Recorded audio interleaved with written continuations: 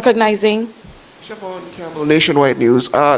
This is a tangent question, actually. In relation to this call about transparency and accountability, there is the matter of the leaked PNP voice notes. Have the officers of the party identified the individuals in question, and have those individuals faced any level of punishment, disciplinary action, and would you condemn what was suggested on those voice notes by those members, who I believe one was a councillor who suggested that through the local authorities they would essentially obfuscate or try to delay any aspects of NARA that could be of a benefit to the same people who you suggest should get benefits today? What the fuck? Okay, well, the leader of the opposition spoke on this on Sunday. I believe you would have been privy to what he shared. What our internal workings have been is not for the public discussion in terms of how we are speaking with those who are in those conversations. What I think is instructive is that a certain media house decided to publish select voice notes from a chat they had access to, a private chat, and refused to share the other positions that were more in keeping with our stated public position. But we've become accustomed to the media house in question being very deliberate and skewed in how they report.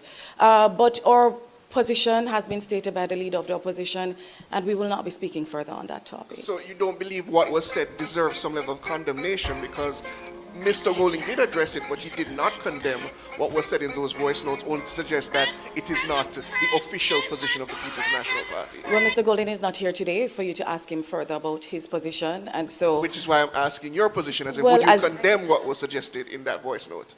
As I've said, the leader of the opposition has stated our position on that topic, and that's the extent to which we're going to be speaking about that. What we would like to speak about is NARA and the very fact that months after Hurricane Melissa, many families remain under tarpaulin, while billions of dollars have been left in accounts to languish. What the PNP has stated from the beginning is that we want a reconstruction entity. We want an agency that is accountable, transparent, and open, and that is fair, and that gets to the people who really need the support. We've said from the beginning, and we're consistent with that, that NARA as designed does not breathe confidence. However, it has been passed into law.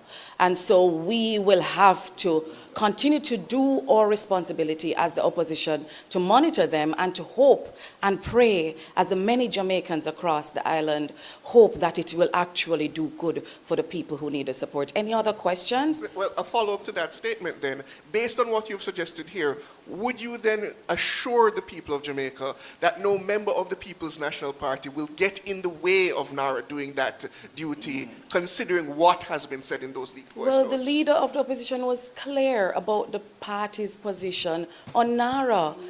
He actually named a representative to support us on the committee that manages NARA.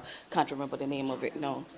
Jamrock, right. So it means, therefore, that we have a representative there who will share with the committee our position.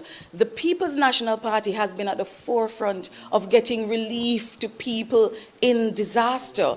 We have shown by our action, we have shown by our words and our public statements that we support any initiative that will get relief to families who need that relief.